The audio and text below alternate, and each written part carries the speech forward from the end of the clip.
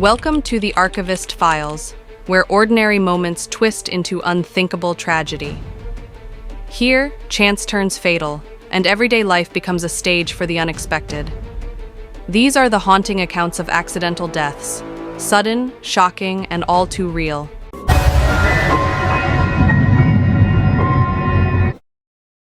It was a typical summer morning in Vinings, Georgia, on June 18, 2014. The weather was already warming up early, the kind of June heat that builds quickly in the south. Cars pulled out of driveways, traffic lights cycled through their routines, and another ordinary workday began for families across the area. A father loaded his 22-month-old son into the back seat of his car, secured in a rear-facing child seat. The route ahead was familiar. Drop off at daycare, then the drive to work. Nothing about this morning signaled anything out of the ordinary. No unusual rush, no change in routine, no visible signs of disruption. The car ride began like hundreds before it. Soft morning chatter, passing streets, traffic patterns that didn't demand much attention. At some point during the drive, the plan to stop at the daycare was missed. Not because of intention, but the kind of mental autopilot that happens when routines blur together, when one task overlaps another and the brain shifts into default mode without announcing the switch. The day moved forward. Hours passed while the car remained parked outside the workplace. The summer sun rose higher, temperature climbing steadily by the minute. Inside vehicles, heat doesn't rise gradually, it spikes rapidly, even faster when windows are closed. Within a short period, the interior becomes unbearable, dangerous, and then lethal, no matter the shade outside or the starting temperature. The child remained in the back seat. At work, conversations were had, tasks were completed, time moved at its usual pace. No alarms rang, no reminder interrupted the day, no small voice or movement was present to trigger correction. Cars don't alert when a seat stays occupied in silence.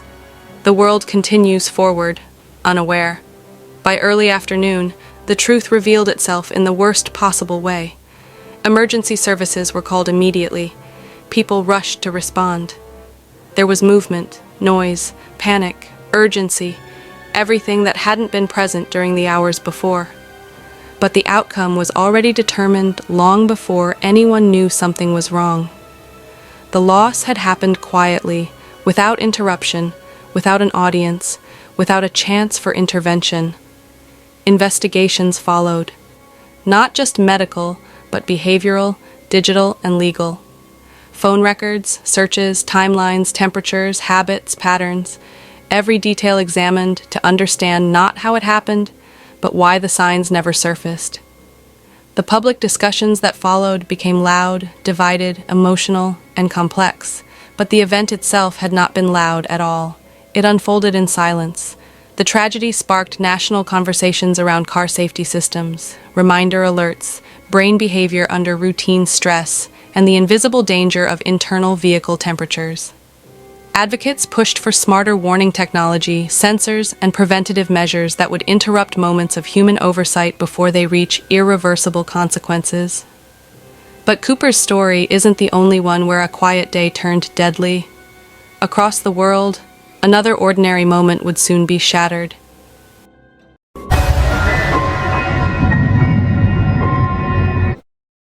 It was the morning of July 16th, 2024, in Monticello, New York.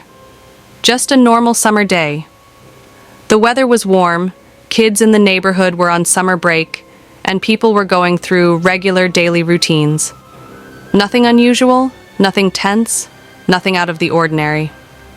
Inside the house, 2-year-old Antonio was doing what toddlers do, walking around, touching random things, watching the adults, playing with whatever caught his attention. He was a foster child living with a family who was taking care of him. Like many young kids, he didn't sit still for long and liked exploring his surroundings. The house had a backyard pool. It was summer, so the pool area wasn't surprising. Many homes in the area had one. Adults were around, doing different tasks inside and outside the house. Some moments were loud, some quiet, but everything felt controlled and normal. At one point, Antonio moved away from the main space, Toddlers often walk around on their own, and usually they get called back seconds later. So nothing about it looked alarming at first. No one heard crying, shouting, or any sudden noise. There was no sign that anything was wrong. Minutes passed like usual. But during that small window of time, something happened quietly. No one saw him walk toward the backyard. No one noticed the exact moment he reached the pool area. There was no splash loud enough to grab attention inside. Everything stayed ordinary from the outside. It was only when someone realized they hadn't seen him for a short while that they started looking, calling his name, checking the rooms, walking toward the backyard, and that's when they saw him in the pool. The reaction was immediate. He was pulled out of the water right away. Emergency services were called within seconds. CPR was started quickly while waiting for help to arrive. People at the house did what they could in the moment, trying to respond as fast as possible. Paramedics reached the location and continued medical efforts, but even with rapid response, he could not be saved. The result came as a shock to everyone present. A normal summer morning had changed without warning, without noise, without build-up. There had been no argument, no chaos, no major distraction, just a short moment where a toddler moved out of sight and reached a place he shouldn't have accessed. Later, authorities investigated the situation and confirmed it was a tragic accident. There was no sign of intentional harm. It was a situation that happened too fast and too quietly for anyone to realize until it was already unfolding. The neighborhood reacted with sadness and confusion, as the day had started with nothing that suggested danger. Many families later talked about how quickly children can wander even when adults are nearby, and how silent accidents can be, especially around water. That day became a reminder for caregivers about how unexpectedly fast toddlers move and how important constant supervision is, especially in homes with open access to pools. If you're following these unbelievable accidents closely, don't forget to like and subscribe so you never miss another story this chilling.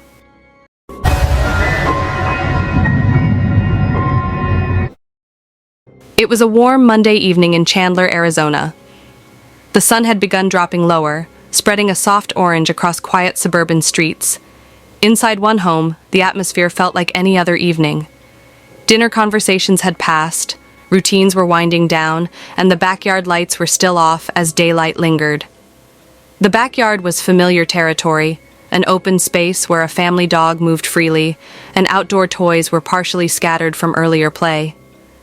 The pool sat quietly behind the house, still, reflecting the sky like it often did at this hour. No splashing, no noise, nothing that would stand out. At some point, the sliding door separating the yard from the house had been opened briefly. It wasn't unusual. Pets went in and out, air circulated, parents moved around multitasking. Moments like that typically passed without consequence. Inside, tasks were happening the way they do in busy households. Small conversations, cleaning motions, checking phones, shifting attention between one responsibility and the next. Nothing suggested urgency. The world outside the back window stayed quiet, yet in silence, seconds can stretch unnoticed. Young feet can move quickly, curiosity leading faster than anyone predicts. Water, even when motionless, can become a place of danger in less time than it takes to notice its absence of sound. The first shift in normalcy didn't come from a splash or a yell, but from instinct. The family dog had moved toward the pool's edge, staring in a way that didn't fit its usual behavior. A quiet but persistent alert, subtle enough to miss, unless someone was tuned to notice change. That moment pulled a parent outside. The steps toward the yard were ordinary, paced with that half-curious, half-concerned instinct anyone recognizes. But reaching the pool's edge changed everything. The stillness wasn't normal anymore. Suddenly, urgency snapped into place. The quiet that had seemed peaceful seconds earlier now felt painfully loud. Emergency response followed immediately. CPR began within moments, performed before first responders even arrived. The kind of effort driven purely by instinct and desperation, without pause or thought about anything else but action. Paramedics reached the home quickly, taking over life-saving measures and transporting with speed that left no room for stillness. A short distance away, The hospital became the next station of hope. Then, a larger medical center with specialists and monitors, continuously measuring what couldn't be seen from the outside. Days passed in a room filled with machines instead of backyard silence. Updates came in brief conversations, quiet footsteps, and long stretches of uncertainty. Family, friends, strangers online, all watching from a distance without knowing what those hours actually felt like in real time. 6 days later, the outcome no one prepares for became reality. The investigation that followed wasn't loud or theatrical, just clinical, structured, built from timelines, minutes, and routine reconstruction. No argument, no spectacle. The conclusion pointed toward a combination of factors that many families overlook without realizing. Open access, unguarded moments, distractions that feel harmless until they're suddenly not.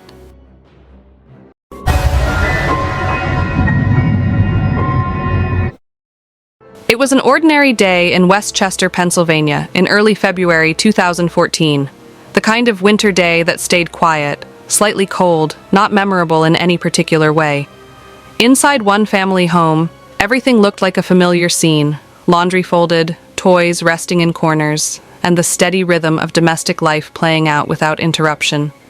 Upstairs, in a small bedroom, a dresser stood beside a toddler bed. The white 6-drawer chest was tall, narrow, and filled with clothes, socks, shirts, small outfits in sizes that change faster than parents expect. It was new, clean, and blended perfectly into the room. Nothing about it looked out of place. No one would have guessed that something so normal, so everyday, could shift the entire shape of a life. The dresser hadn't been attached to the wall, not out of neglect, but out of assumption. Like many heavy furniture pieces in many homes, it simply stood there, doing its job, holding clothes and occupying space. No wobbling was noticeable. No warnings were visible from an average glance. It was just a piece of furniture, trusted without question. That morning or afternoon, reports focused more on the incident than the clock. A 2-year-old boy was exploring his room. Kids at that age don't just move around. They investigate, pull, tug, climb, open, and test the world with curious hands and unfiltered instinct. Drawers can become steps, handles can turn into grips. Furniture can unintentionally become playground equipment in a child's developing mind. At some point, the dresser tipped forward. There was no controlled descent, no slow lean to notice in time.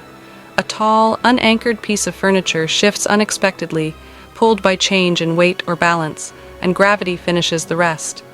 The chest fell toward the bed, striking downward instead of sideways.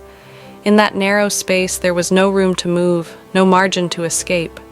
The weight pinned him against the mattress where seconds before he had been standing or climbing. The pressure wasn't dramatic in motion, but devastating in impact. Heavy furniture falling onto a small child doesn't need speed to cause harm. Mass alone is enough. A parent found him moments later. Emergency responders were called immediately. The minutes that followed were fast in motion, but painfully slow in outcome. Every possible effort was made. The kind made without hesitation, without delay, without even breathing first. But the forces involved had already caused injuries too severe to reverse. The news in the days that followed didn't focus on mystery or unanswered questions. The cause was painfully direct: an unsecured dresser, a toddler's curiosity, a moment without protection between the two. This incident later became part of a larger national conversation about furniture safety, anchoring heavy pieces, tipping hazards, and the quiet risks hidden in everyday bedrooms. Many parents discovered afterward that securing furniture to walls wasn't just a manufacturer suggestion. It was accident prevention that most people never knew they needed until it was too late. There was no chaos before this, no warning sounds, no loud buildup, just stillness, then a moment, then a loss.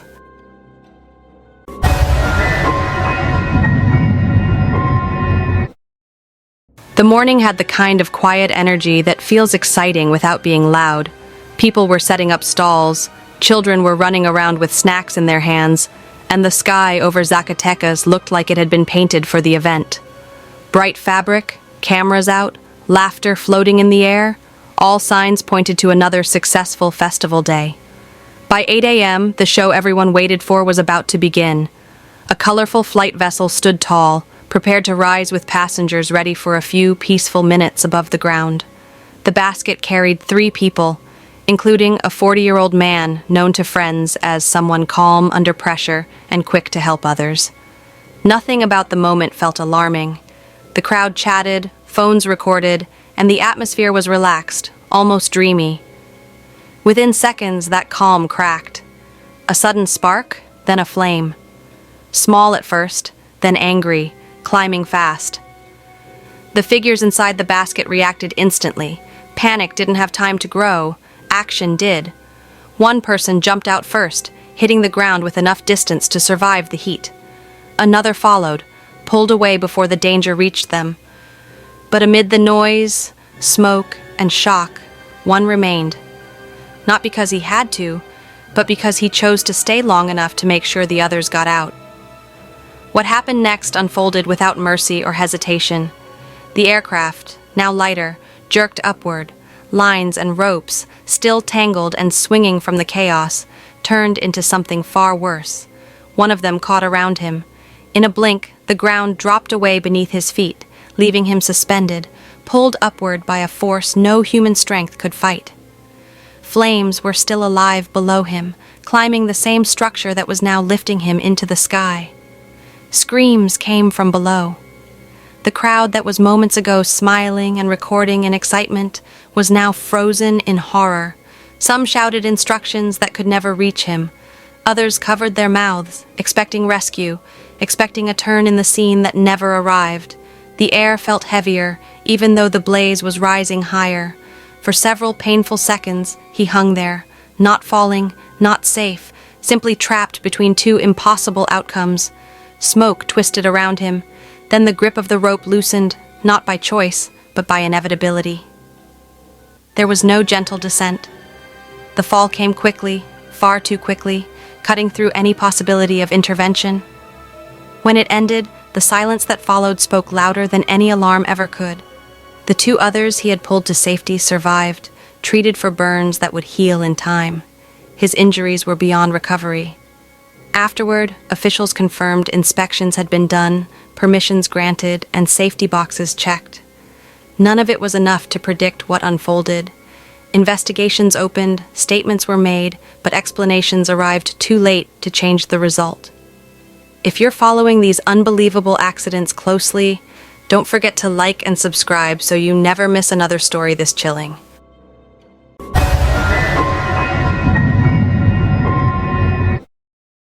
It was a quiet neighborhood in Pocatello, Idaho, on April 5th, 2025. The kind of late afternoon where nothing seemed out of place. Yards were tidy, streets calm, the usual pause between daylight and evening. But in one backyard, a 911 call was made. The report sounded urgent. Someone was holding a kitchen knife, and another person was calling for immediate help. Within minutes, police arrived. The situation they expected and the reality they met were 2 very different things. Behind a chain-link fence stood 17-year-old Victor, a teenager his family described as gentle, nonverbal, and living with autism, cerebral palsy, and cognitive challenges. The object in his hand was a household blade, roughly 9 inches long. He wasn't chasing anyone. He wasn't outside the fence. He hadn't broken through or threatened officers. He stood inside his family's yard, separated by metal links and distance. Body camera footage would later show what unfolded next in less than the span of a short conversation. Officers repeatedly shouted instructions to drop the object, loud, rapid commands. But Victor didn't respond. To his family, that would have made sense. He didn't speak, didn't process verbal directions the same way others might. But the responders did not know that. Dispatch had relayed an emergency involving a male with a weapon, nothing more. Seconds ticked forward. He began to move, rising slightly from a crouch, shifting his position. His posture, affected by his medical conditions, made his steps uneven, sway-like. But from the other side, those movements were read as a possible advance. One officer deployed a beanbag round, an attempt at something less harmful. It wasn't enough to stop the motion. Then, in less time than it takes to read a few sentences, the sound of gunfire followed. Multiple shots fired through the fence into the yard. When it stopped, Victor collapsed. Reports differ slightly on the exact round count, but authorities confirmed he was struck numerous times in the upper body and limbs. Paramedics rushed in, fighting against the clock. He was transported in critical condition, clinging to life. A procedure later required the amputation of one of his legs. Even then, his condition did not stabilize. On April 12, 2025, 7 days after the confrontation, his family said goodbye as life support was discontinued. The aftermath moved beyond a single street and turned into national conversation. Community members, advocates, disability rights leaders, many questioned how a moment involving a vulnerable teenager escalated so fast. Others pointed to the information police had lacked, the gap between expectation and reality, and the unpredictable chaos of emergency response. An official review was conducted at the state level. Months later, investigators concluded there would be no criminal charges against the officers involved, citing legal standards for perceived threats in rapidly evolving situations. Still, the decision did little to quiet public pain, confusion, or anger. His family later filed a federal lawsuit, stating failures in training, communication, and approach. Supporters held rallies, lit candles, and demanded better systems for encounters involving those who cannot express themselves in conventional ways. Don't forget to subscribe and click the bell icon. You won't want to miss the shocking stories we have coming next.